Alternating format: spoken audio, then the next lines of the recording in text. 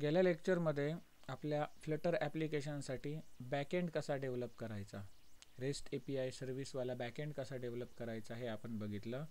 या व्हिडिओमध्ये आपण फ्लटर वापरून फ्रंट एंड डिझाईन करणार. मग त्यासाठी मी अँड्रॉइड स्टुडिओ ओपन करतो, न्यू फ्लटर प्रोजेक्ट. फ्लटर प्रोजेक्टला नाव देतो फ्रंट एंड EMS. जे काही तुम्हाला प्लॅटफॉर्म पाहिजेत ते तुम्ही प्लॅटफॉर्म सिलेक्ट करा. अँड्रॉइडसाठी जी लँग्वेज पाहिजे, जावा, कॉटलिन, जी काय पाहिजे असेल ती सिलेक्ट करा आणि क्रिएट बटनला क्लिक करा.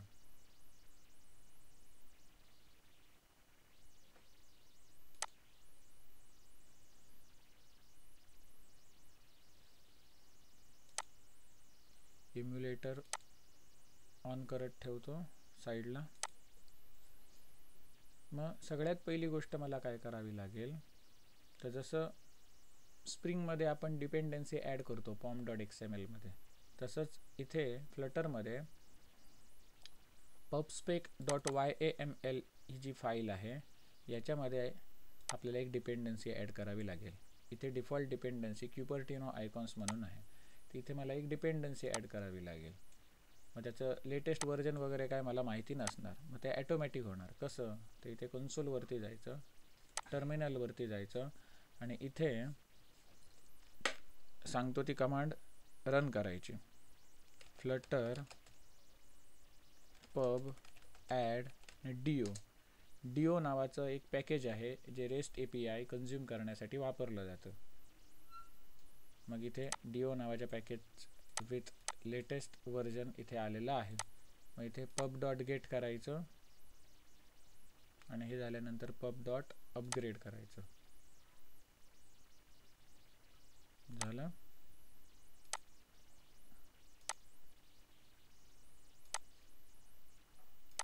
त्यानंतर main.dart ही फाईल काय दाखवते, तर तुमचं एक पेज दर्शवते, एक पेज.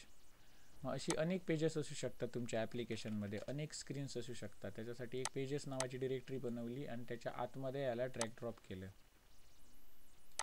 मेनला, main.dartला. मग आता इतरही मला काही डिरेक्टरी लागणार, त्या मी बनवून घेतो. एंटिटी, रिपॉझिटरी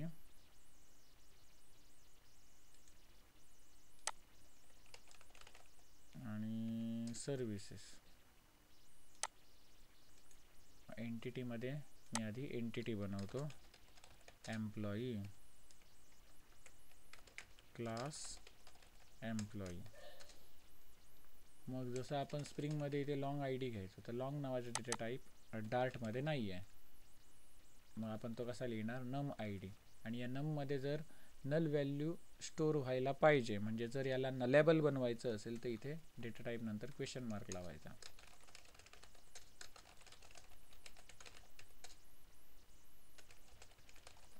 झालं.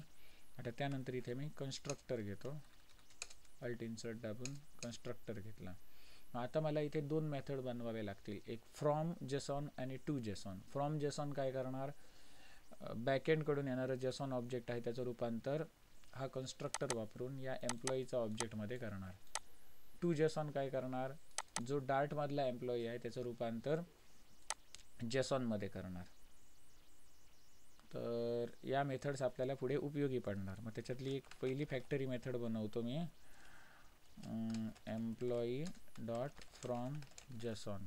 मग ही फ्रॉम जेसॉन मेथड आहे ती एक मॅप घेणार ॲज अ पॅरामीटर म्हणून. मॅप म्हणजे काय असणार, ते जेसॉनचं ऑब्जेक्ट असणार आणि त्या मॅपमध्ये की असणार ती स्ट्रिंग डेटा टाईपची आणि व्हॅल्यू असणार ते डायनॅमिक डेटा टाईपचे. म्हणजे ID नेम डेजिग्नेशन सॅलरी, या काय झाल्या, ID नेम डेजिग्नेशन सॅलरी ही कॉलमची नावं स्ट्रिंग फॉर्मॅटमध्ये असणार, परंतु त्यांच्या व्हॅल्यू असणार त्या न्यूमरिक असू शकतात, टेक्स्च्युअल असू शकतात, म्हणून इथे दुसरा व्हॅल्यूचा डेटा टाईप डायनॅमिक आहे. त्यानंतर हे रिटर्न काय करणार, तर एम्प्लॉईचा ऑब्जेक्ट रिटर्न करणार, म्हणजे हा कन्स्ट्रक्टर आपण इथे कॉल करूया. मग याच्यामध्ये ID नेम डेजिग्नेशन सॅलरी हे काय असणार, तर ह्या जेसॉनमधून आलेली ऑब्जेक्ट्स, जेसॉनमधून आलेली जेसॉनमधून आलेल्या व्हॅल्यूज असणार.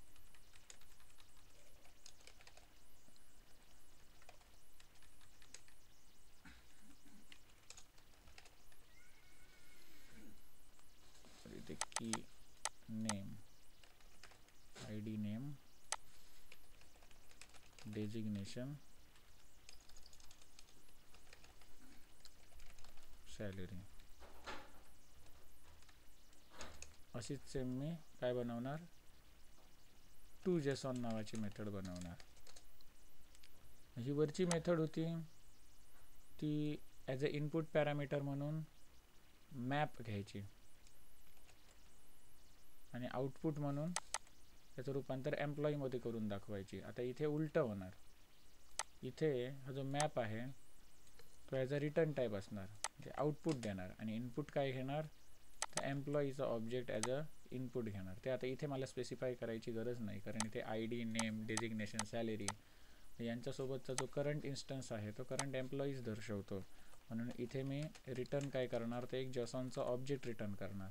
जेसॉनचा ऑब्जेक्ट म्हणजे कर्ली ब्रॅकेटमध्ये कॉमा सेपरेटेड की व्हॅल्यूच्या पेअर, जसं पायथॉनमध्ये डिक्शनरी असते तसं. इथे ID colon ID, name colon name, designation colon designation आणि सॅलरी कोलन सॅलरी. इथे स्पेलिंग मिस्टेक वगैरे व्हायला देऊ नका. मग हा आपला एम्प्लॉईचा कोड झाला. त्यानंतर आता रिपॉझिटरीचा कोड लिहिणार.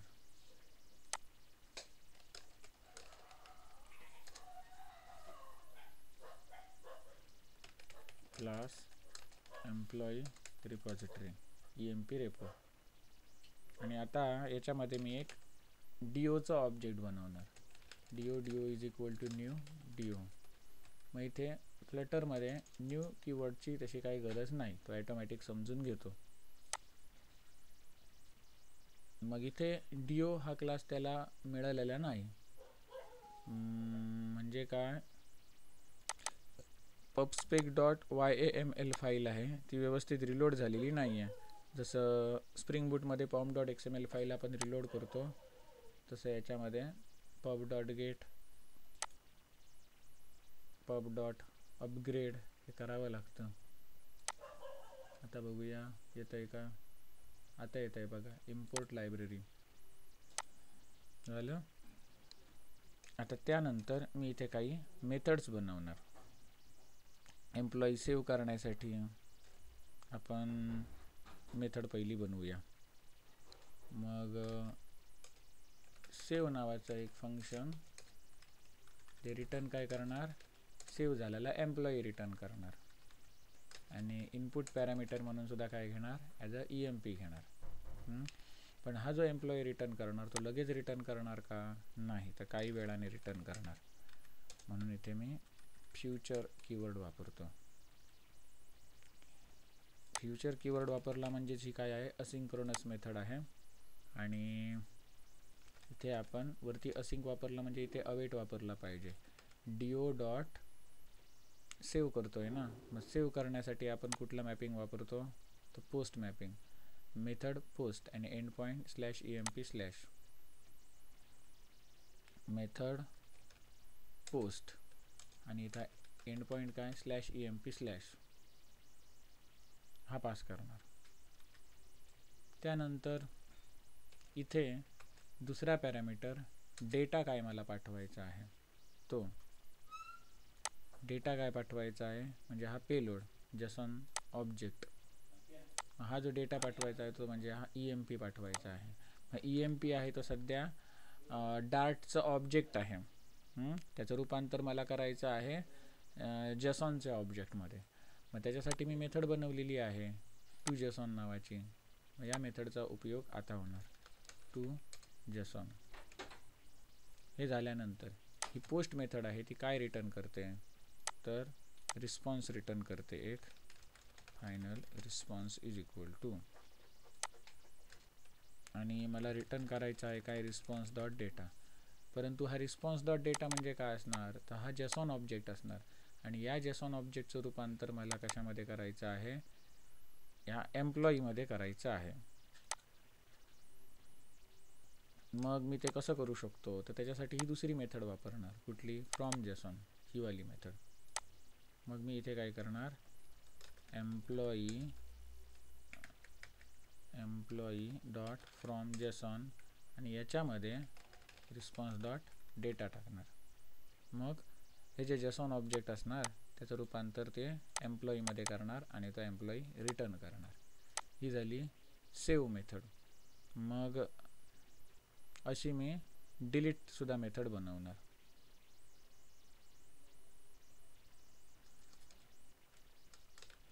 मग ती डिलीट मेथड आहे ती इंटिजर रिटर्न करणार, 0 किंवा 1. जर सक्सेसफुली डिलीट झाला तर 1 रिटर्न करणार, अदरवाईज 0 रिटर्न करणार.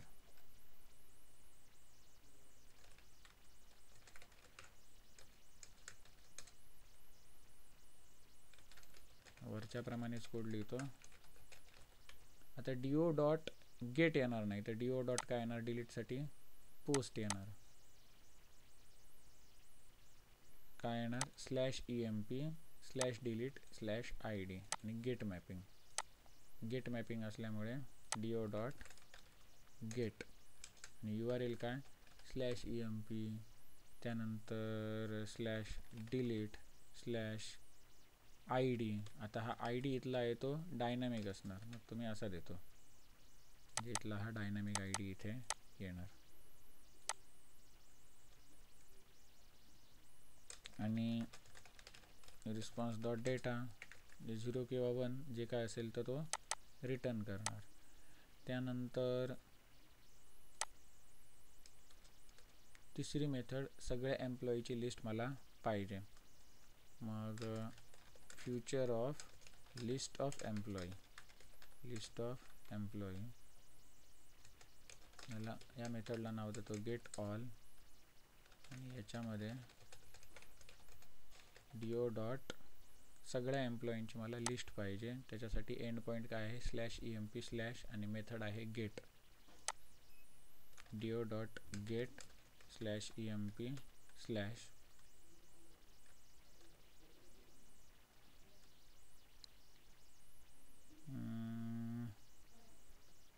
इथे अवेट वापरलं म्हणजे इकडे असिंक वापरलं पाहिजे. आणि ही मेथड काय रिटर्न करणार, तर रिस्पॉन्स डॉट डेटा जो असणार तो कशाच्या स्वरूपात असणार? जेसॉन ॲरेच्या स्वरूपात. मग त्या जेसॉन ॲरेचं रूपांतर मला करायचं आहे एम्प्लॉईच्या लिस्टमध्ये. इथे ॲज लिस्ट लिहितो आणि इथे मॅप कंट्रोल स्पेस सिंगल लाईनचा कोड असल्यामुळे ॲरो फंक्शन वापरतो. आणि आता इथे ई म्हणजे कोण असणार, तर प्रत्येक जेसॉन ऑब्जेक्ट, एम्प्लॉईचा प्रत्येक जेसॉन ऑब्जेक्ट. मग ते प्रत्येक जेसॉन ऑब्जेक्ट आहे त्याचं रूपांतर मला कशामध्ये करायचं आहे? आपल्या या एम्प्लॉईच्या ऑब्जेक्टमध्ये. मग जेसॉनचं एम्प्लॉईमध्ये कन्वर्ट करणारी मेथड कुठली? तर फ्रॉम जेसॉन. मग ती मेथड मी इथे वापरणार, एम्प्लॉई डॉट फ्रॉम जेसॉन आणि इथे ते जेसॉनचं ऑब्जेक्ट पास करणार. हे झालं की त्यानंतर इकडे टू लिस्ट नावाची मेथड.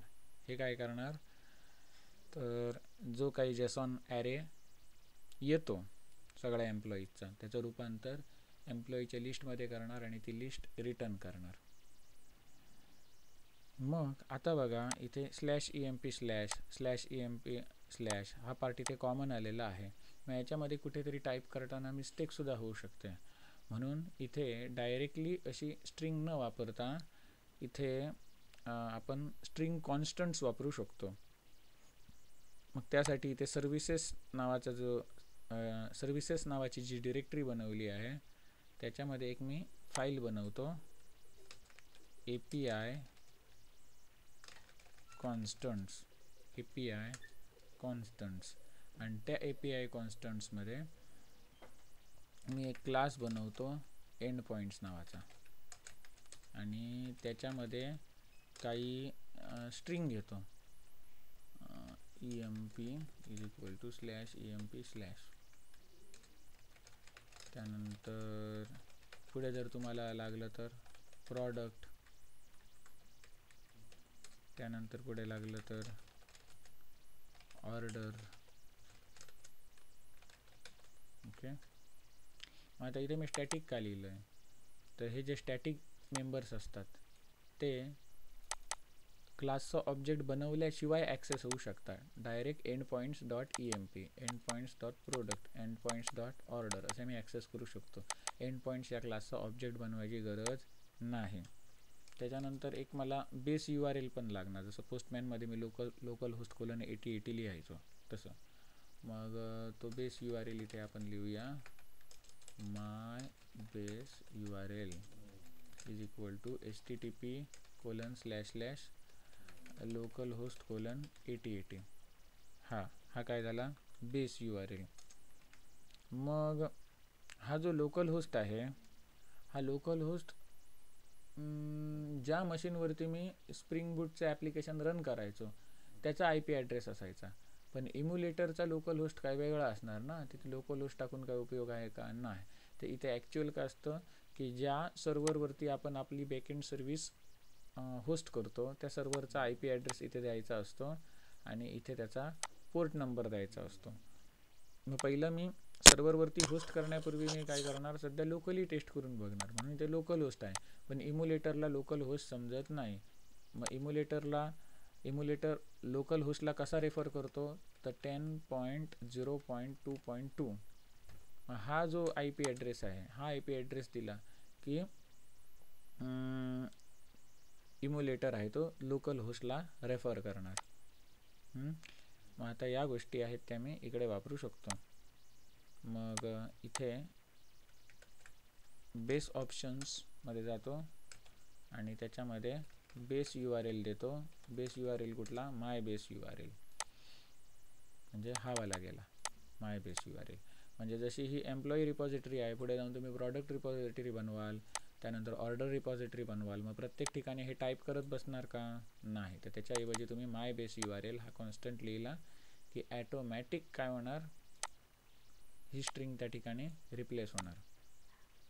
त्यानंतर दुसरी गोष्ट, हे एंड पॉईंट्स आहेत ते सुद्धा आता आपण असे हार्ड कोडेड असे लिहिणार नाही. ते कसे लिहिणार, आपण हे ॲज अ कॉन्स्टंट्स वापरून लिहिणार. End points dot EMP, end points dot product, end points dot order असं.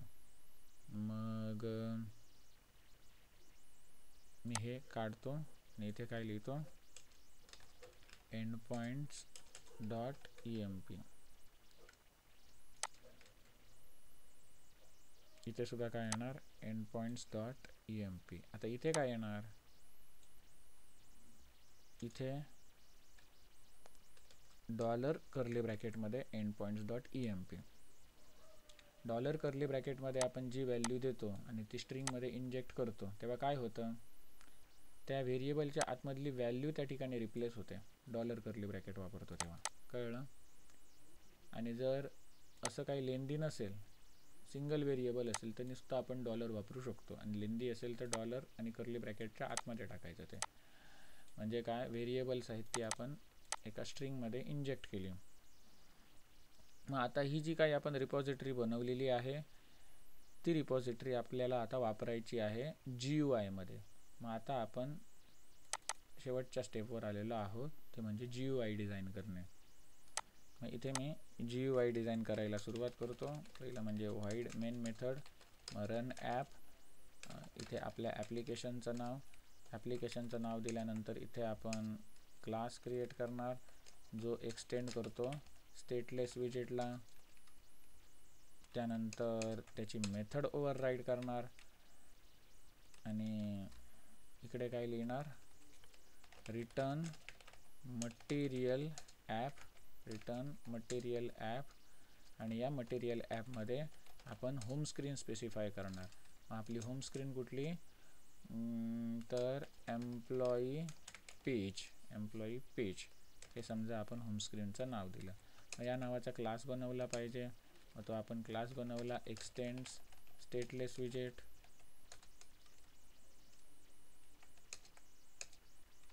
हे झालं.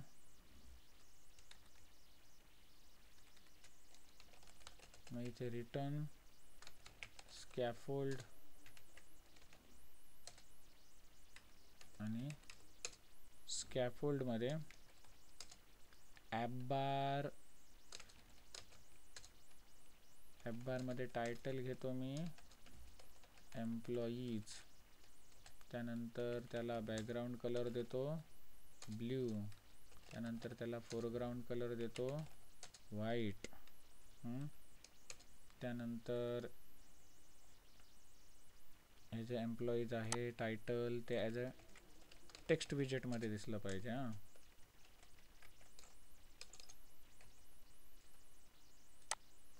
त्यानंतर इथे घेतो फ्लोटिंग ॲक्शन बटन,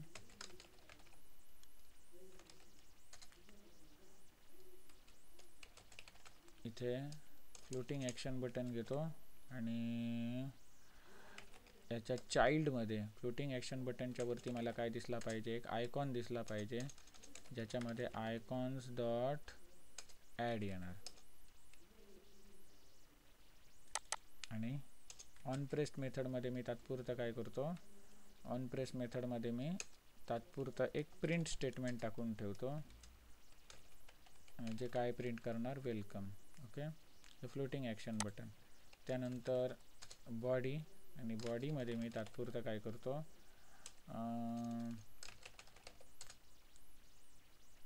एक मेसेज डिस्प्ले करतो टेस्ट करून बघण्यासाठी, वेलकम टू फ्लटर, आणि हा प्रोजेक्ट रन करून बघतो.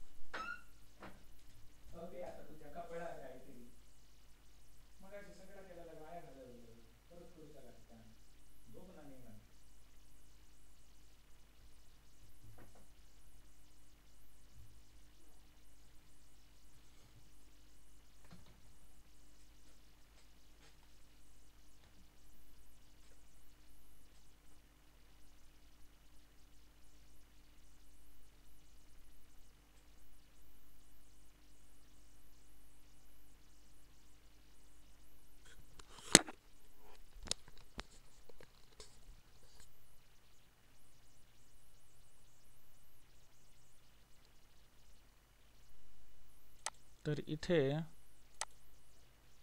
हे ॲप्लिकेशन चालतं आहे व्यवस्थित. हे जे बटन आहे फ्लोटिंग ॲक्शन बटन, त्याला जरा कलर वगैरे देऊया, बॅकग्राऊंड कलर ब्ल्यू आणि फोरग्राऊंड कलर व्हाईट. झालं. मग या बटनवरती मी जेव्हा क्लिक करणार तेव्हा खाली वेलकम वेलकम शब्द प्रिंट होणार, कारण इथे मी ऑन प्रेसला लिहिलं आहे ना की ऑन प्रेस इव्हेंटला वेलकम शब्द प्रिंट कर. हे तात्पुरतं केलं आहे. पुढे जाऊन आपण याच्यावरती क्लिक केल्यानंतर एक विंडो ओपन करणार, दुसरी विंडो ओपन करणार, दुसरं एक फॉर्म ओपन करणार. मग ते आपण पुढे करूया. मग सध्या आता इथे बॉडीमधला हा जो सेंटर टॅग आहे तो मी काढून टाकतो आणि या ठिकाणी मला काय दाखवायचं आहे, लिस्ट व्ह्यू दाखवायचा आहे. काय दाखवायचं आहे, list view. List view dot builder. मग लिस्ट व्ह्यूमध्ये काउंट किती आहे, त्या लिस्ट व्ह्यूमध्ये किती एलिमेंट्स असतील, मग ते आपण कुठून रिप्रेझेंट करणार. तर त्यासाठी आपल्याला इथे एक लिस्ट बनवावी लागेल, list of employee, list of employee.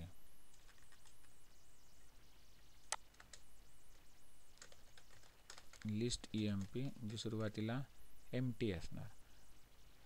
मग टेस्ट करून बघण्यासाठी मी याच्यामध्ये इथे काही एम्प्लॉई ॲड करतो.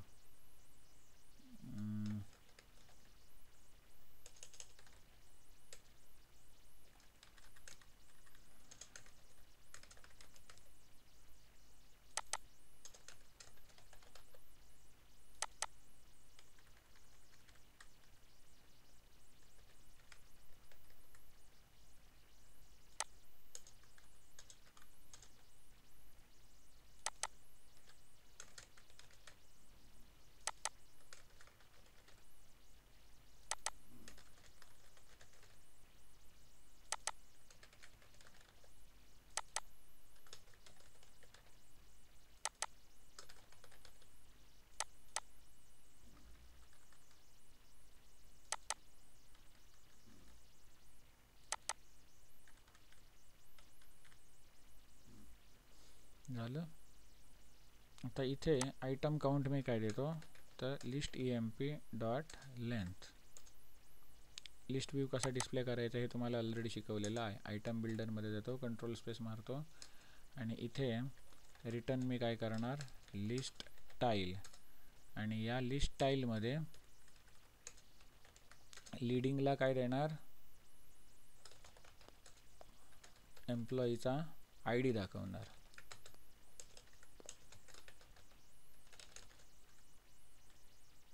आता emp म्हणजे हा emp म्हणजे कोण, तर मी ते इथे स्पेसिफाय करणार. इंडेक्सवाली लाईन आहे तिथे लिस्ट टाईल दाखवायच्या आधी, रिटर्नच्या अगोदर.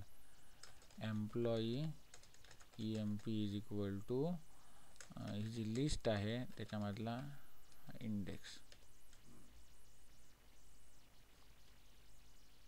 टू स्ट्रिंग का करावं लागतं, कारण टेक्स्टच्या आतमध्ये जे काय आपण दाखवणार ते स्ट्रिंगमध्ये असलं पाहिजे. emp.id ही न्यूमरिक व्हॅल्यू आहे, म्हणून त्याची टू स्ट्रिंग मेथड वापरून स्ट्रिंगमध्ये रूपांतर केलं. लीडिंग झालं. त्यानंतर ट्रेलिंग, उजव्या बाजूला काय दिसलं पाहिजे, तर त्याची salary. To string as a fixed 2 करतो, म्हणजे फ्रॅक्शन डिजिट. डेसिमल पॉईंटच्या उजव्या बाजूला 2 डिजिट दिसतील. त्यानंतर टायटल emp डॉट नेम, हे काय स्ट्रिंग आहे, ते काय टू स्ट्रिंग करायची गरज नाही. आणि subtitle emp dot designation. Okay, एवढं आपण सेव्ह करून बघितलं. ही आता आपल्यासमोर ही लिस्ट दिसते. ओके, मग ही जी लिस्ट आहे ती आता स्टॅटिक आहे, ती डायनामिक आली पाहिजे. कुठून आली पाहिजे, तर इकडून आली पाहिजे, याच्यावरून आली पाहिजे. मग त्याच्यावरून कशी येणार, त्यासाठी मला ही मेथड कॉल करावी लागेल. do डॉट गेटवाली, कुठली, गेट ऑल. ही मेथड काय रिटर्न करते, लिस्ट ऑफ एम्प्लॉई. मग त्याच्यासाठी मी एक फेच डेटा नावाचं फंक्शन बनवतो, void फेच डेटा. हे फेच डेटा नावाचं फंक्शन काय करतं, एम्प्लॉई रिपॉझिटरीमधलं गेट ऑल नावाची मेथड कॉल करते. मग त्या एम्प्लॉई रिपॉझिटरीचा आपण इथे ऑब्जेक्ट बनवूया.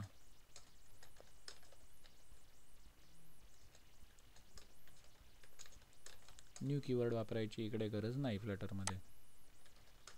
emp repo dot get all. मग ही जी गेट ऑल नावाची मेथड आहे ती काय रिटर्न करते, list of employee. List of employee म्हणजे काय, आपण याच्यातच स्टोअर करूया ना. इथे मी काय करतो, underscore list emp is equal to इकडून आलेली व्हॅल्यू. पण ती लगेच येणार का, नाही, तर त्याला वेळ लागू शकतो, म्हणून इथे अवेट आणि वरती असिंक.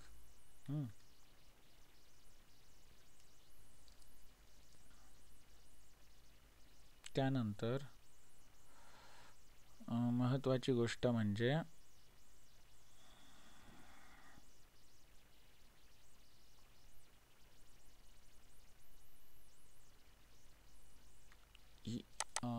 ही जी व्हॅल्यू रिटर्न करणार, अशा टाईपच्या ज्या ठिकाणी आपण असिंक अवेट वापरतो, मग त्याचा रिटर्न टाईप जो असतो तो आपल्याला फ्युचरमध्ये लिहावा लागतो. एक गोष्ट लक्षात ठेवा. हे झालं, हे फेच डेटा नावाची मेथड. मग समजा फेच डेटा होण्यामध्ये काहीतरी प्रॉब्लेम आला, काहीतरी एरर आला, तर आपल्याला कसं समजणार? त्याच्यासाठी मला ट्राय कॅच ब्लॉकचं मेकॅनिझम वापरावं लागेल. म्हणजेच काय, एक्सेप्शन हँडलिंग वापरावं लागेल.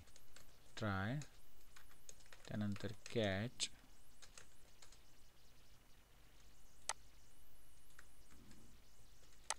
ज्यामध्ये एरर येण्याची संभाव्यता कोड आहे तो ट्रायमध्ये टाकला.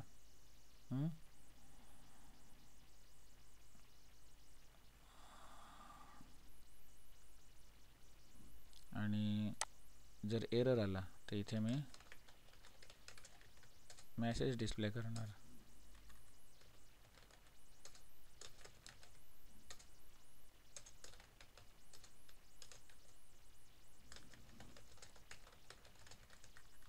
Failed to fetch data.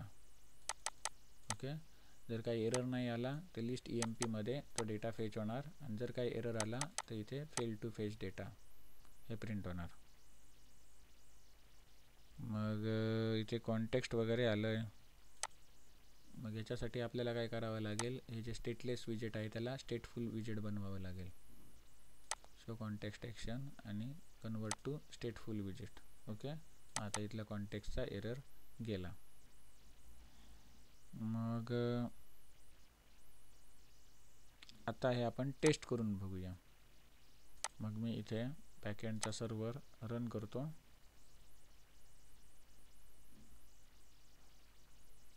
टॉमकॅट server start होत आहे आणि आता तो व्यवस्थित स्टार्ट झालेला आहे. मग मी हे ॲप्लिकेशन पुन्हा रन करतो.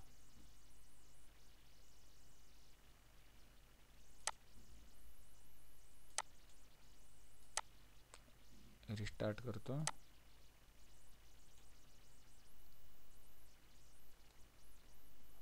रिस्टार्ट केल्यानंतर बघा ब्लँक स्क्रीन आलेली आहे आणि थोड्या वेळानंतर इकडे ही रेकॉर्ड्स डिस्प्ले होणार. मग पुढे जाऊन आपल्याला काय करायची आहे, रेकॉर्ड डिस्प्ले होण्यापूर्वी जेवढा वेळ ही ब्लँक स्क्रीन दिसते तेवढा वेळ आपल्याला सर्क्युलर प्रोग्रेस इंडिकेटर ॲड करायचा आहे. तो सर्क्युलर प्रोग्रेस इंडिकेटर लोडिंग होईपर्यंत फिरत राहणार. आणि जेव्हा तुमचा डेटा व्यवस्थित लोड होणार तेव्हा तुमचा डेटा तो व्यवस्थितपणे तुम्हाला दिसणार. तर आता इथे हा दिसत नाही आहे का, कारण फेच डेटा नावाची आपण मेथड बनवली पण ती कॉलच केली नाही. ही मेथड कधी कॉल व्हायला पाहिजे, तर जेव्हा तुमचं ॲप्लिकेशन इनिशियलाइज होणार तेव्हा. मग त्याच्यासाठी इनिट स्टेट नावाची एक मेथड आहे, ती आपल्याला ओव्हरराईड करावी लागेल. मग मी इथे जातो, इथे क्लिक करतो जिथे ती मेथड मला ओव्हरराईड करायची आहे तिथे. अल्ट इन्सर्ट दाबतो आणि ओव्हरराईड मेथड. कुठली मेथड, तर इनिट स्टेट. आणि यामध्ये मी फेच डेटा नावाचं फंक्शन कॉल करतो. ओके,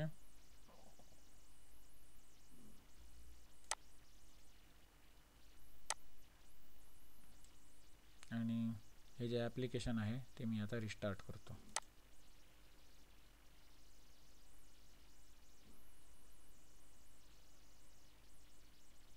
ॲप्लिकेशन रिस्टार्ट झालेलं आहे.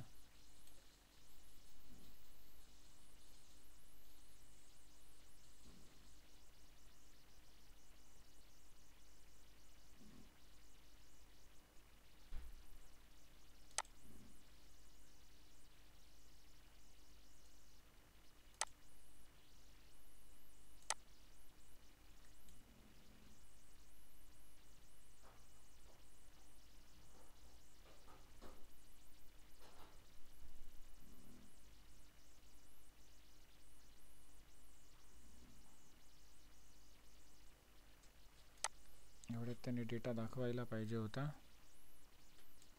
पुन्हा ॲप्लिकेशन हे रन करून बघतो.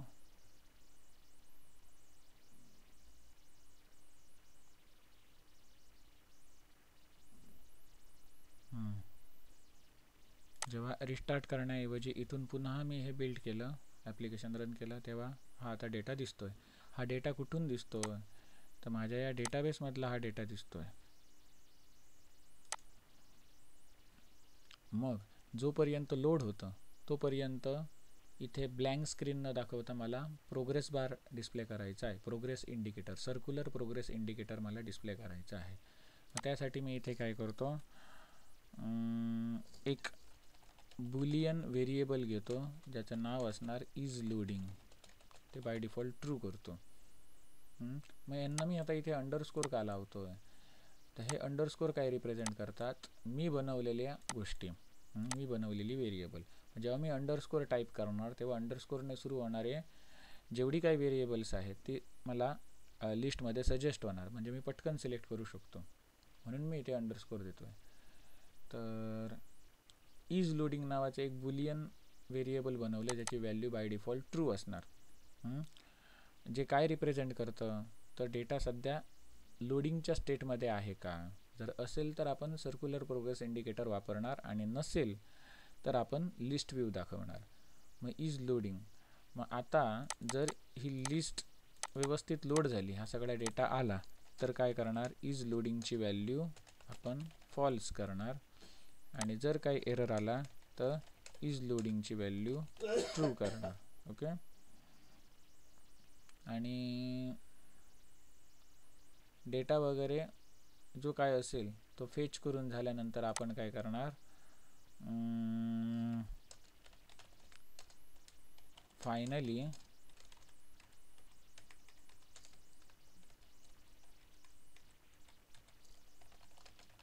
सेट स्टेट, म्हणजे हे काय असतं विषय, स्क्रीन आहे ती आपण अपडेट करणार.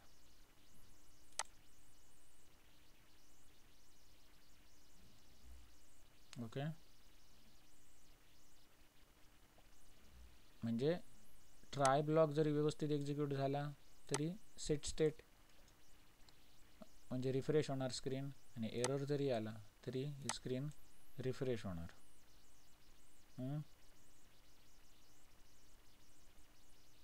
जर तुम्हाला हे इंटरव्ह्यूमध्ये विचारलं की असा कोड बनवायचा आहे जो एरर येवो अथवा न येवो, तो एक्झिक्यूट व्हायलाच पाहिजे, तर तुम्ही काय सांगायचं, तर तो आम्ही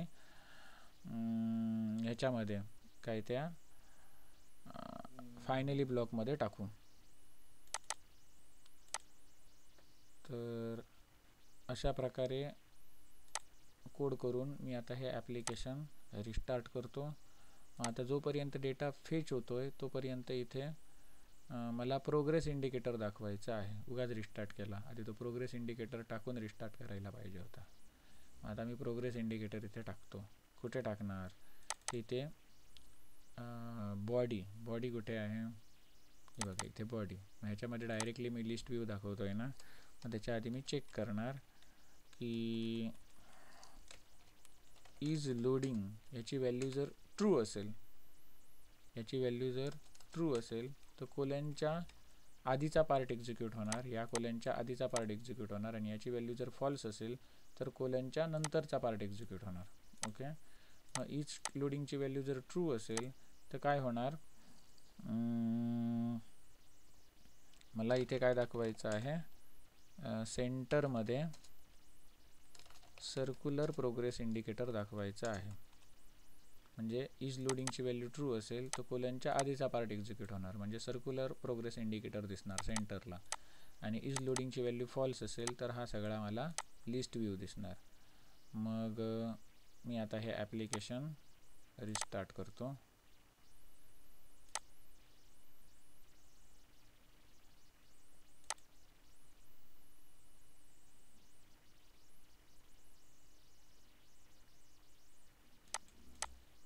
इथून रिस्टार्ट करतो, रिबिल्ड करतो.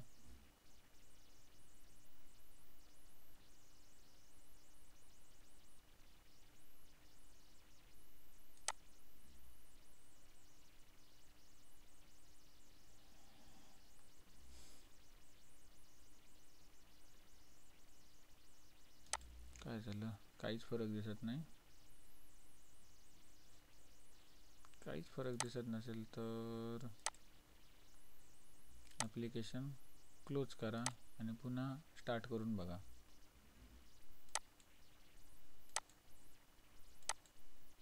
अरे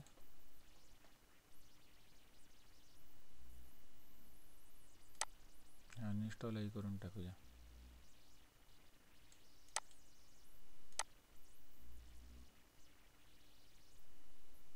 अनइन्स्टॉलचं ऑप्शन नाही.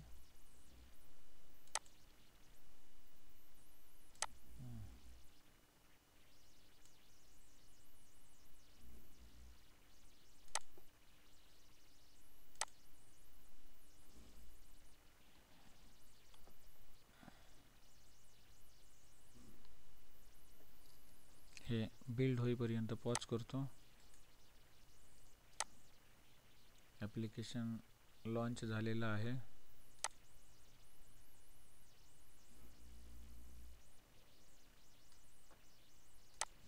सर्क्युलर प्रोग्रेस इंडिकेटर का दिसत नाही आहे?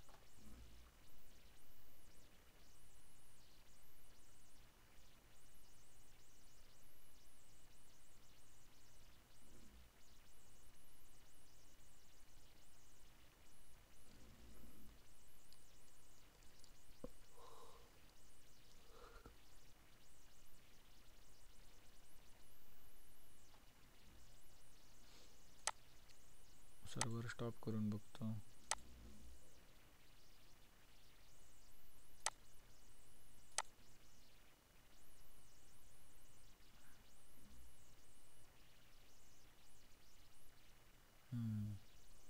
हा बघा दिसतोय. सर्व्हर रन करतो.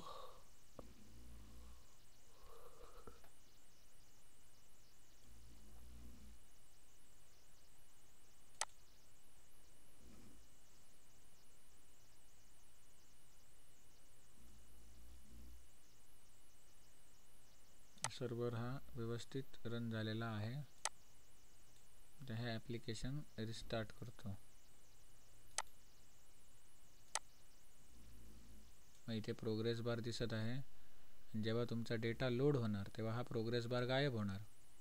सॉरी, प्रोग्रेस बार नाही, सर्क्युलर प्रोग्रेस इंडिकेटर. आणि त्याच्याऐवजी तुम्हाला इथे लिस्ट व्ह्यू दिसणार.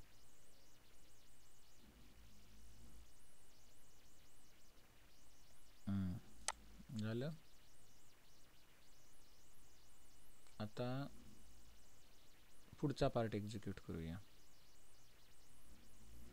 पुढचा पार्ट काय तर समजा दुसऱ्या एखाद्या डिव्हाइसमधून तिकडे एखादा रेकॉर्ड ॲड केलं गेलं, तर या मोबाईलवरती आपण रिफ्रेश कसं करणार? ही लिस्ट आहे ती अशी जर पुल केल्यानंतर रिफ्रेश व्हायला पाहिजे ना. मग ते आपण आता एक्झिक्यूट करूया. फॉर एक्झाम्पल मी इथे पोस्टमॅनमधून एक रेकॉर्ड ॲड करतो.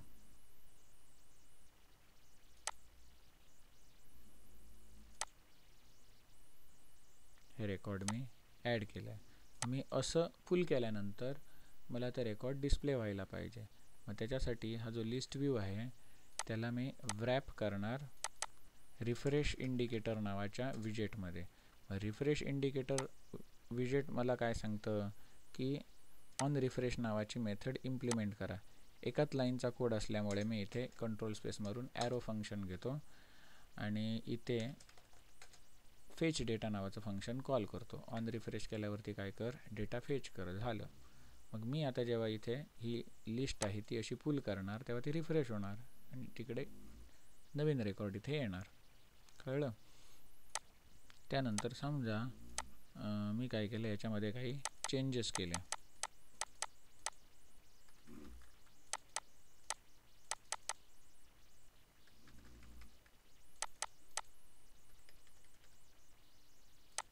आणि हे चेंजेस अप्लाय केले बॅकएंडला. ओके. आणि इथे मी रिफ्रेश करतो. आता हे चेंजेस इथे रिफ्लेक्ट झाले. तर अशा प्रकारे आपण काय केलं, एम्प्लॉईज डिस्प्ले कसे करायचे ते बघितले. आता ह्याच्यातले एम्प्लॉई डिलीट कसे करायचे ते बघूया. म्हणजे मी इथून याला काय करणार, डिसमिस करणार. मग त्याच्यासाठी ही जी लिस्ट स्टाईल आहे ती मला डिसमिसिबल बनवावी लागेल. ह्याला व्रॅप करणार कशामध्ये, डिसमिसिबल नावाच्या विजेटमध्ये. डिसमिसिबल नावाचं विजेट, मग त्याला एक की लागते. मग की इथे व्हॅल्यू की आणि इथे emp.id एम्प्लॉईचा आय डी पास करणार, म्हणजे त्या टाईलमध्ये जो एम्प्लॉई आहे त्या एम्प्लॉईचा आय डी पास करणार. एक मिनिट हां.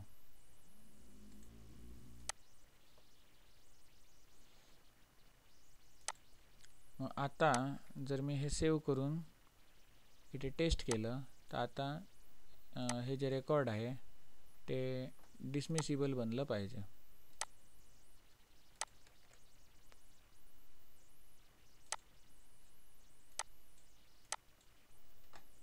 नाही बनत तर हे करतो, हॉट रिलोड करतो. हे बघा डिसमिसिबल बनलं. पण याच्या मागे जी काय व्हाईट स्पेस दिसते तिथे मला काहीतरी एक डिझाईन लावायचं असेल तर मी काय करणार, डिसमिसिबलची एक बॅकग्राऊंड नावाची प्रॉपर्टी आहे, त्याला कंटेनर देणार ज्याचा कलर रेड असणार. म्हणजे याला मी सरकवल्यानंतर इथे बघा लाल दिसतंय. आता या कंटेनरमध्ये एक चाइल्ड घेणार आणि एक आयकॉन दाखवणार. कुठला आयकॉन, तर डिलीटचा आयकॉन. त्या डिलीटच्या आयकॉनचा कलर काय असणार, तर व्हाईट असणार.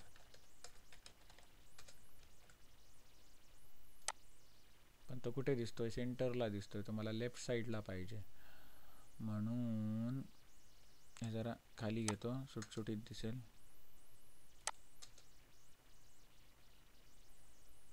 हा जो आयकॉन आहे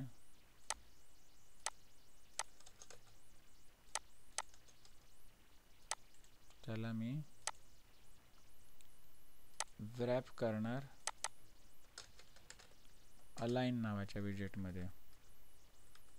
आणि त्या अलाइन विजेटचं एक ॲट्रिब्यूट आहे अलाइनमेंट. अलाइनमेंट मला सेंटर लेफ्ट पाहिजे. आता मी इथे बघा सेंटर लेफ्ट झालं, पण तो खूपच डाव्या बाजूला दिसतोय. मग जरा डाव्या बाजूकडून त्याला पॅडिंग ॲड केली पाहिजे. हा जो अलाइन आहे त्याला व्रॅप करणार पॅडिंग विजेटमध्ये आणि एज इनसेट ओनली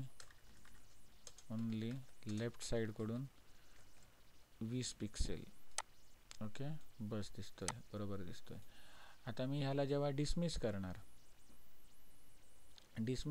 असं, तेव्हा डायरेक्ट त्याने हे डिलीट करून टाकू नये. त्याच्याऐवजी त्याने मला विचारलं पाहिजे, are you sure you want to delete this record, असं त्याने विचारलं पाहिजे.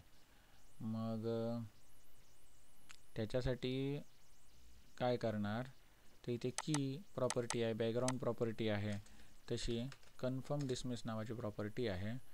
आणि या कन्फर्म डिसमिसमध्ये मी इथे काय रिटर्न करणार, शो डायलॉग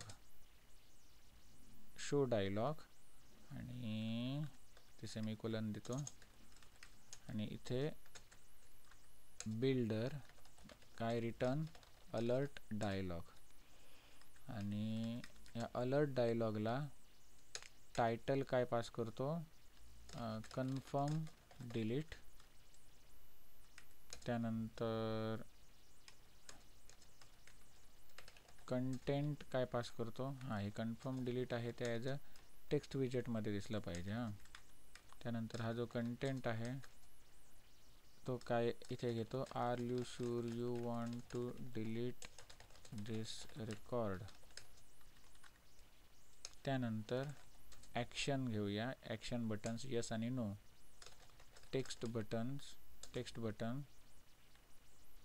पहिल्या टेक्स्ट बटन वरती काय लिहिलेलं असणार, यस लिहिलेलं असणार. आणि दुसऱ्या टेक्स्ट बटनवरती नो लिहिलेलं असणार. सिंगल लाईनचा कोड असल्यामुळे मी ॲरो फंक्शन वापरणार. याच्यावरती क्लिक केल्यानंतर काय करणार, नेव्हिगेटर डॉट पॉप ट्रू. हे काय असतं, तर यस केल्यानंतर जो काय पॉपअप येणार तो काय होणार, जाणार. पॉप म्हणजे रिमूव्ह होणार आणि ट्रू व्हॅल्यू रिटर्न करणार. मग इथे असा एरर येत आहे. मग हे तुम्ही दुसऱ्या पद्धतीने करू शकता. नेव्हिगेटर डॉट ऑफमध्ये कॉन्टेक्स्ट आणि इकडे पॉप आणि ब्रॅकेटमध्ये ट्रू असं. इथे सुद्धा सेम तसंच करतं, फक्त काय करणार, ट्रूच्या जागेवरती फॉल्स लिहिणार.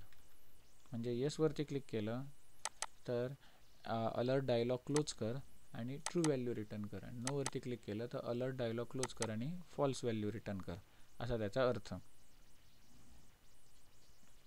मग एवढं मी टेस्ट करतो.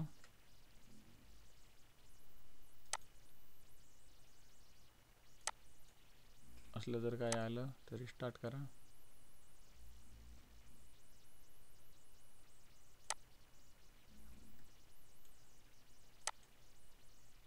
बघा कन्फर्म डिलीट आला. Are you sure you want to delete this record, yes no काय ते इथे तुम्ही करू शकता. आणि जर तुम्ही येस क्लिक केला म्हणजे काय, तुम्ही कन्फर्म केलात डिलीट करायचं, तर काय व्हायला पाहिजे, तर जसं इथे कन्फर्म डिसमिस म्हणून प्रॉपर्टी आहे, तशीच ऑन डिसमिस्ड म्हणून आहे. जेव्हा तुम्ही ट्रू करणार, येस करणार म्हणजे ट्रू पास होणार, खरोखरच बाबा डिलीट कर, तेव्हा काय व्हायला पाहिजे ते मी आता इम्प्लिमेंट करतो. इथे काय व्हायला पाहिजे, तर ते डिलीट व्हायला पाहिजे. मग डिलीटची मेथड कुठेही आहे, बरोबर, ही मला आता कॉल करायची आहे. emprepo dot delete, emprepo dot delete. मग इथे आय डी कुठला पास करणार, त्या एम्प्लॉईचा. इथे काय म्हणतो, नम क्वेश्चन, आणि इकडे नम आहे. मग याला सुद्धा नम क्वेश्चन देऊया. म्हणजे काय, या आय डीमध्ये नल व्हॅल्यू स्टोअर होऊ शकते, म्हणजे त्याला नलेबल बनवलं आपण. आणि हे मेथड काय रिटर्न करते, इंटिजर रिटर्न करते, 0 किंवा 1. लगेच रिटर्न करणार का, नाही, थोड्या वेळाने करणार. API कॉल करायला काही वेळ लागणार, म्हणून याला मी काय बनवतो, असिंक बनवतो. मग हा रिझल्ट आहे, त्या रिझल्टची व्हॅल्यू जर 1 असेल तर मी प्रिंट करणार, रिझल्टची व्हॅल्यू 1 असेल तर मी प्रिंट करणार, म्हणजे मेसेज दाखवणार की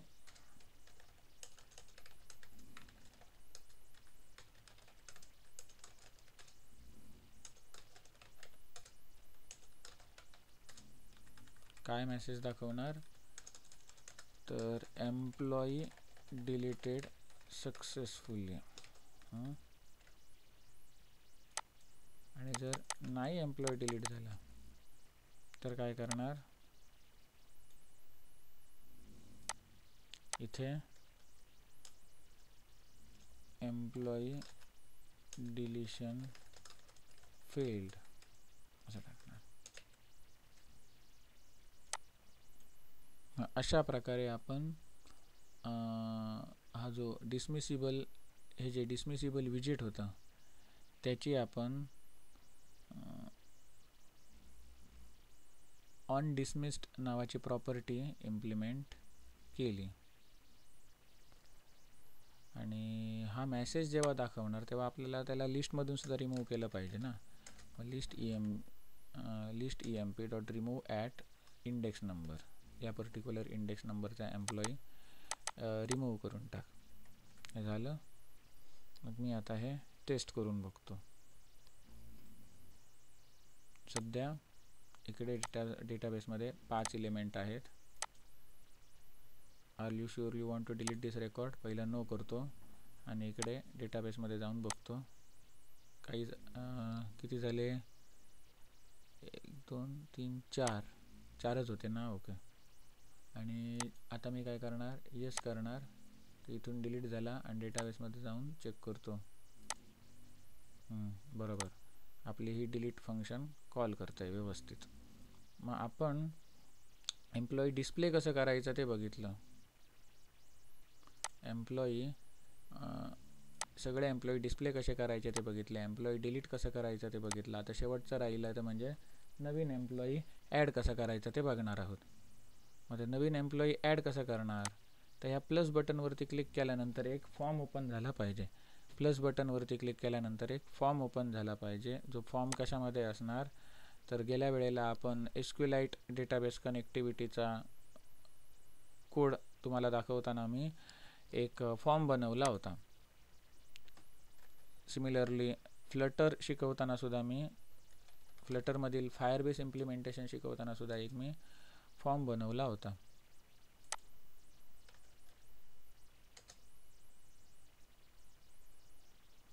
मग तोच जो फॉर्मचा कोड आहे तो मी कॉपी पेस्ट करणार.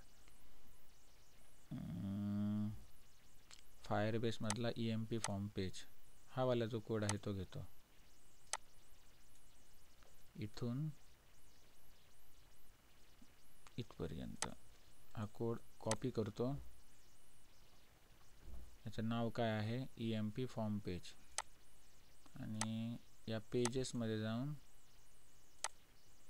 इथे लिहितो EMP फॉर्म पेज आणि इथे तो कोड कॉपी पेस्ट केला. कॉपी पेस्ट केला तेव्हा इथे इम्पोर्ट वगैरे जर काही चुकला असेल तर तो दुरुस्त करून घेतो. झालं. आता इथे एकाच ठिकाणी मला लाल दिसतंय काय तर या ठिकाणी, कारण फायरबेसमध्ये जो आपला एम्प्लॉईचा ID होता तो स्ट्रिंग डेटा टाईपचा होता आणि आता आहे तो न्यूमरिक डेटा टाईपचा आहे. त्यामुळे इथे मला थोडंसं चेंज करावं लागेल. इथे याचा अर्थ काय आहे, जो फर्स्ट पॅरामीटर आहे एम्प्लॉई कन्स्ट्रक्टरचा, मग टेक्स्टबॉक्स ID जर एम्प्टी असेल तर नल पाठव आणि जर तो एम्प्टी नसेल तर त्याच्यामधलं टेक्स्ट पाठव, म्हणजे ती स्ट्रिंग पाठव असं आपण म्हणायचो. त्याच्याऐवजी आता इथे मी काय करणार, जसं आपण इंट डॉट पार्स करतो, इंटिजर डॉट पार्स करतो ना, तसंच मी आता इथे काय करणार नम डॉट पार्स करणार. कारण तिथे मला गरज कशाची आहे, इथे नमची, नम डेटा टाईपवाल्या व्हॅल्यूची. नम डॉट पार्स झालं. मग आता हे जे पेज आहे EMP फॉर्म पेज हे कधी ओपन व्हायला पाहिजे, तर मी जेव्हा त्या फ्लोटिंग ॲक्शन बटनवरती क्लिक करणार इथे तेव्हा ओपन व्हायला पाहिजे. मग हे बघा फ्लोटिंग ॲक्शन बटन इथे आहे.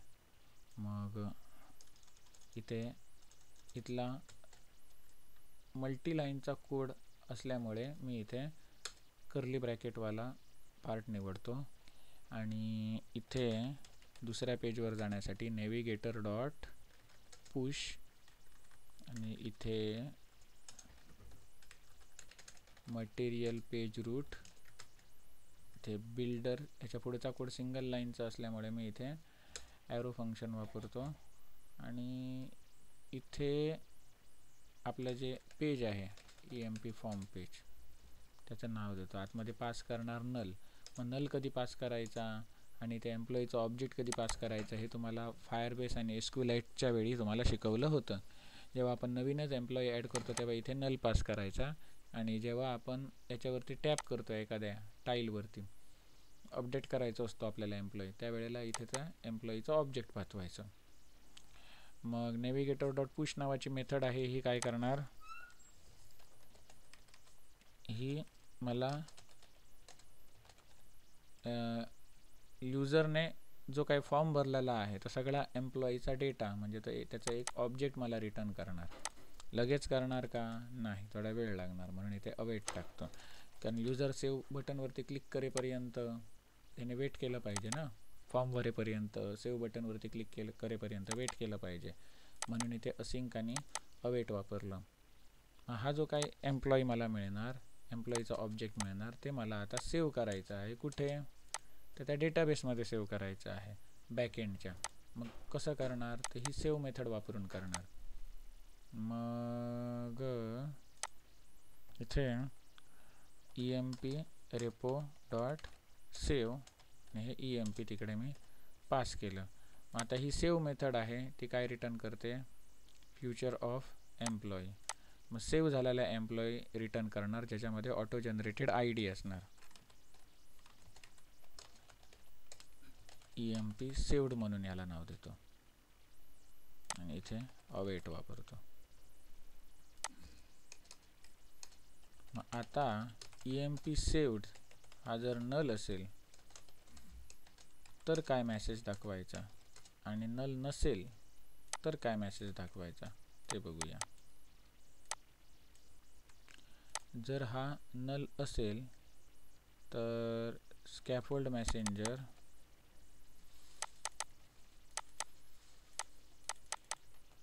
मेसेंजरद्वारे मी स्नॅक बार दाखवणार. नल असेल तर एम्प्लॉई इन्फो नॉट सेव्ड आणि इथे काय लिहिणार, एम्प्लॉई सेव्ड सक्सेसफुली. इन्फो ऐवजी इथे आपण डेटा शब्द वापरूया.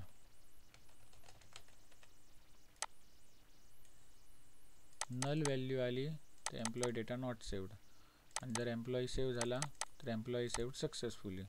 आणि हा जेव्हा एम्प्लॉई सेव्ह होणार तर एम्प्लॉई सेव्ह झाल्यानंतर काय कर, फेच डेटा नावाचं फंक्शन कॉल कर. मग हा कोड आपण टेस्ट करूया. इथे मी या प्लस बटनला क्लिक करतो. प्लस बटनला क्लिक केल्यानंतर हा फॉर्म ओपन झालेला आहे. मग इथे मी नाव टाकतो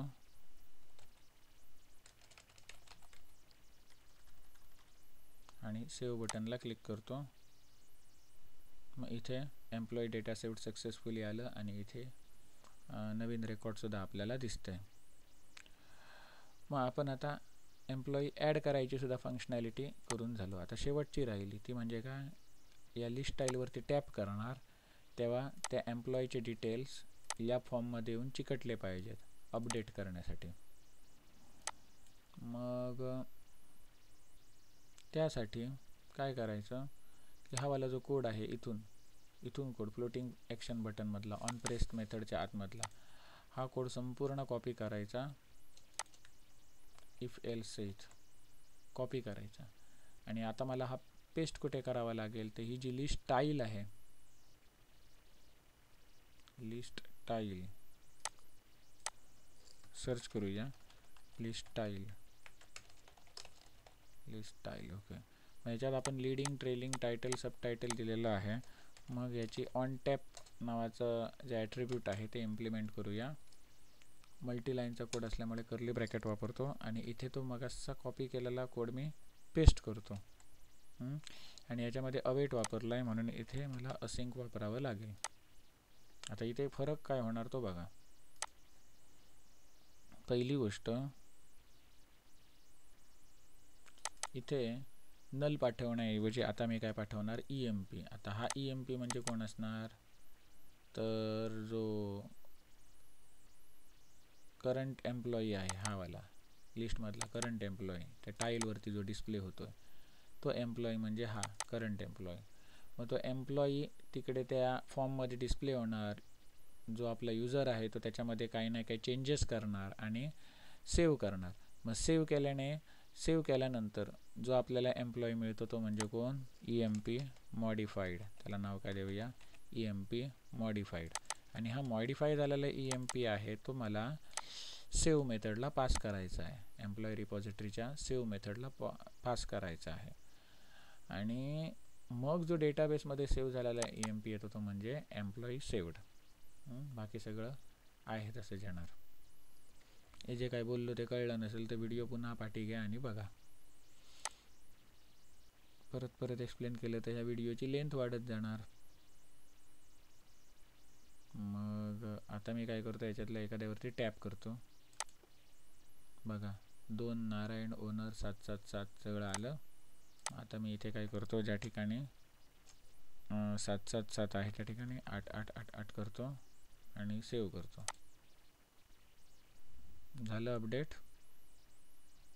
त्यानंतर जेव्हा मी एखादा एम्प्लॉई ॲड करायला जातो तेव्हा इथे एम्प्लॉई डिटेल्स दिसतं आणि जेव्हा अपडेट करायला जातो तेव्हासुद्धा एम्प्लॉई डिटेल्स दिसतं.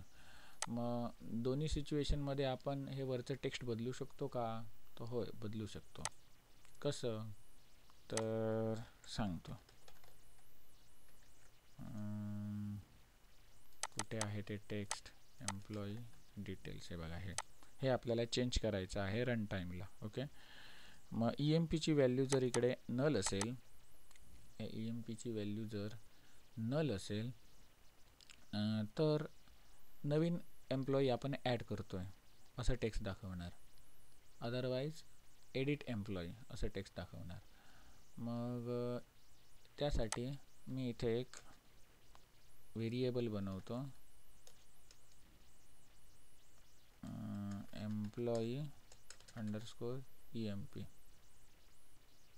आणि अंडरस्कोर EMP ला ही व्हॅल्यू मी इकडे देतो.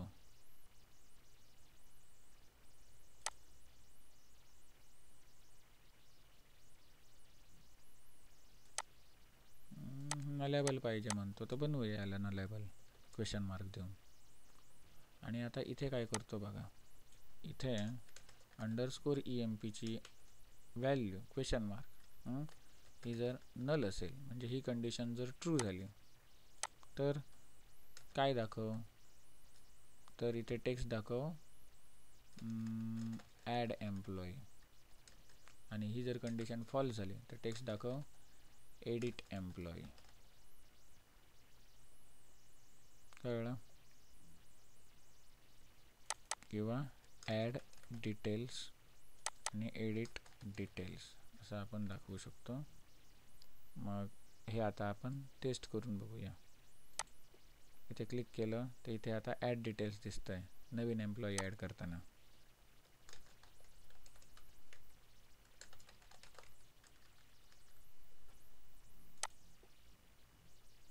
ॲड झालेला आहे. आता मला अपडेट करायचं असेल तर यावरती क्लिक केलं, मग आता इथे दिसतंय काय, एडिट डिटेल्स.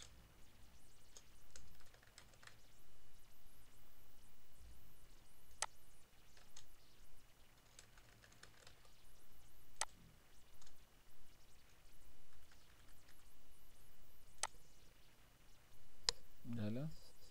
मग अशा प्रकारे आपण ॲड बघितलं, एखादा एम्प्लॉई ॲड कसा करायचा बघितला, अपडेट कसा करायचा बघितला, त्यानंतर हे डिलीट कसं करायचं ते सुद्धा बघितलं, त्यानंतर रिफ्रेश कसे करायचे ते पण बघितलं.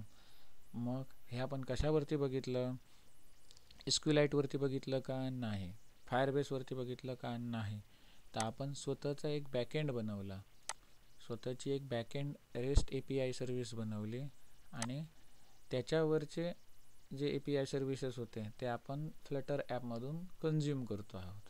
कळलं?